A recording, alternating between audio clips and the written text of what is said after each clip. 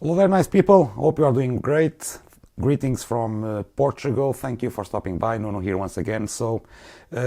Today I'm doing a follow-up on the released version, the beta 4 of iOS 12.2.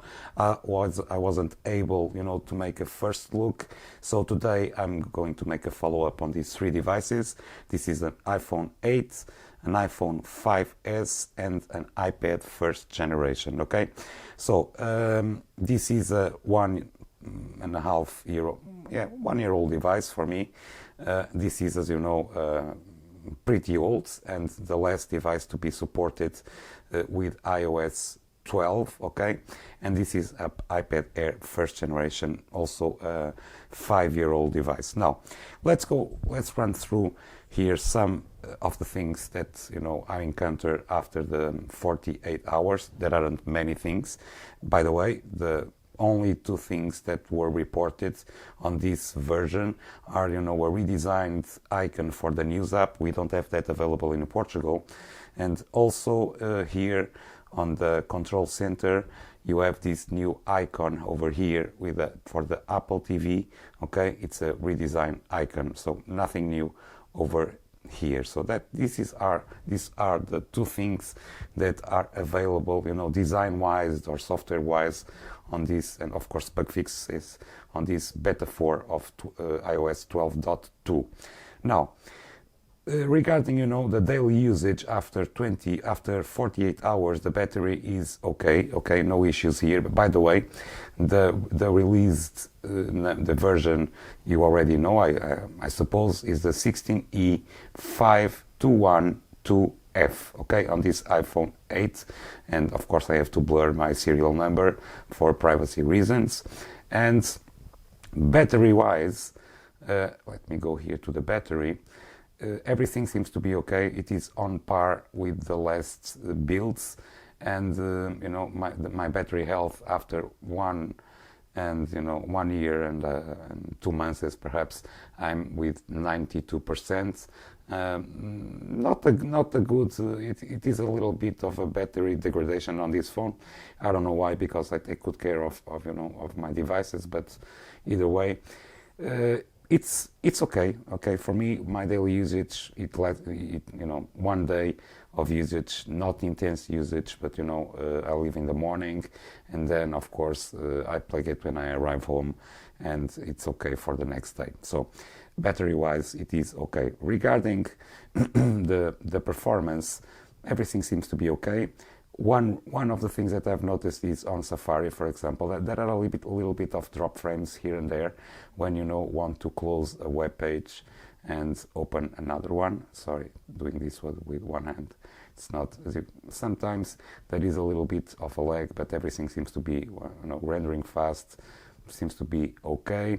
There are some crashes on third-party apps. For example, this news app from Portugal, I have had some crashes. I don't know if it is because of the beta or if it is this app requires an update. There isn't an update on this app for a long time, so I suppose it is that. YouTube seems to work without any issues. Okay, no crashes. Everything seems to be pretty fluid. And guys, this is what I want to tell you about this iPhone 8. Also, there are many of us, like me, that are still running older devices, okay? So many of you would like to know if this, for example, this iPhone 5S, well-beaten iPhone 5S, as you can see, broken screen, and with a battery degradation that is, as you can see, I will show you. It's not possible to show you here, but there is an app for the Mac that tells me when I connect it via Lightning port to my Mac. This device is a battery peak of 72%, so lower than expected. But after charging today at 7:35 a.m., it is still, if I can see well, with 80+% of battery remaining. Of course, I'm not using this phone, but okay, in standby mode. And even when I was, trying on this the last day, I suppose, Seems to work okay without any issues. Let's go ahead and open here some apps for you to see. And no, I don't want any YouTube Premium. As you can see, seems to be working without any issues for an older device, and with this battery degradation seems to be working without any issues. Okay, as you can see, the rendering of YouTube, for example, everything seems to be okay. Now, of course, we can't expect much, but it seems pretty reasonable for I don't know, 5-year-old, 6-year-old device, this iPhone 5S. So I'm not complaining, guys. I really like this form factor, and I'm happy. Of course, this is not my daily driver, but I'm happy that this phone works like it does without any issues. Okay, so pretty good for me, no issues whatsoever. So taking a picture, as you can see, pretty fast. Let's open here the App Store for you to check. The build number is the same, but I will show you either way for you guys that don't trust. As you can see, it takes a little bit to load. Sometimes it's a little bit frustrating. Well, it couldn't connect to the App Store. Okay, there wasn't a problem. It wasn't a problem of connection. So seems to be working okay. Let's open here the iTunes store to see how it goes, how much time it takes.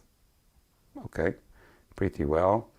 Let's open here, for example, let me see, YouTube I already showed you. Oh, by the way, as you can see, and I will show you, of course, the Geekbench on that device also, I forgot that. Let's go here to the history for you to check. And, the CPU on this device, this was on the 3rd March. This was running, I suppose, what? Let me check. It was running. What version was this? I suppose it was 11. Yes, it was the 11. It was the last one of the 11, iOS 11. I don't know where to find that.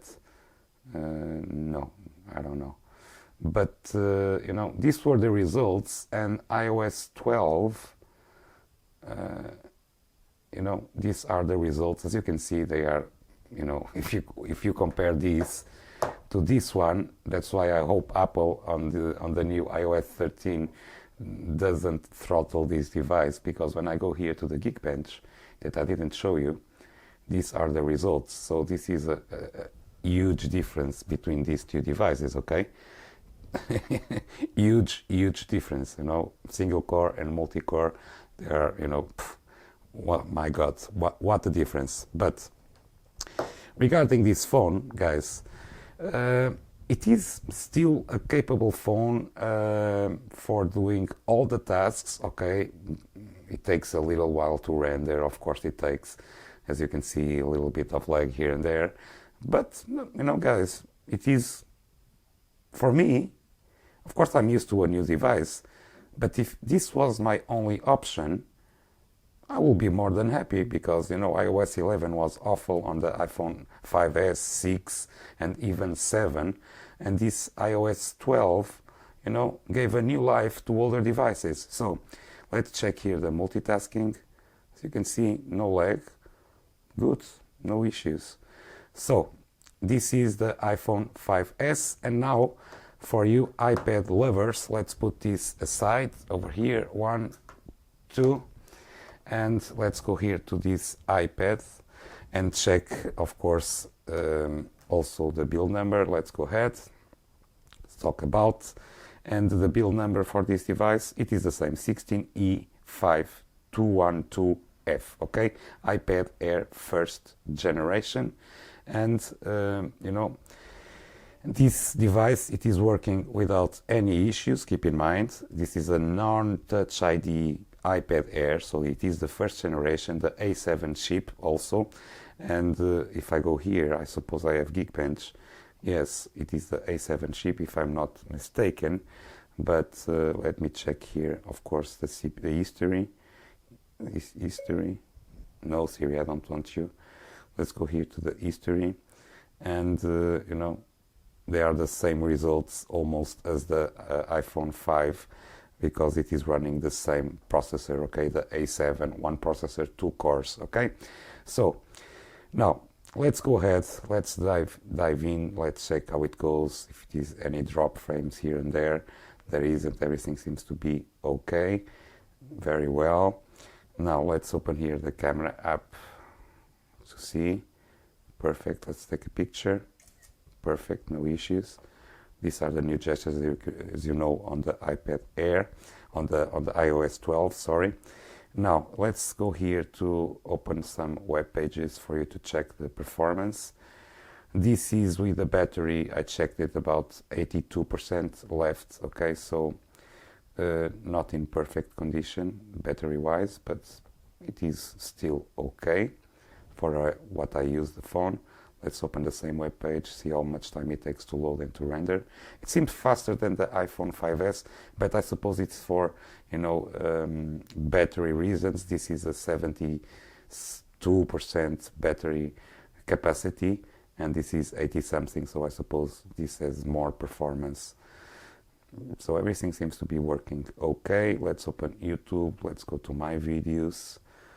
Of course, it takes, when we are used to, you know, newer devices, this is a little bit frustrating. But if you are buying a phone for the first time and you want an older device, you know, like an iPhone 5S or an iPad first generation, everything seems to be working okay.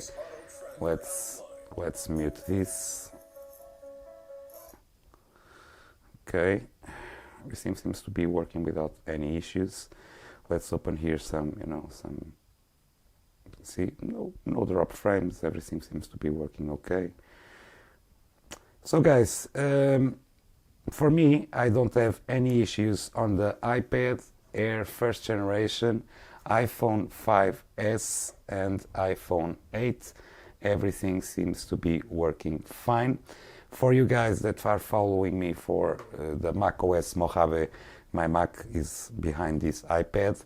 I already upgraded to the beta 4 of macOS Mojave 10.14.4, I believe, so I'll make a video on that also. And if you have any questions, go ahead guys, put in the comments below if you want to know anything about the new devices or the older devices.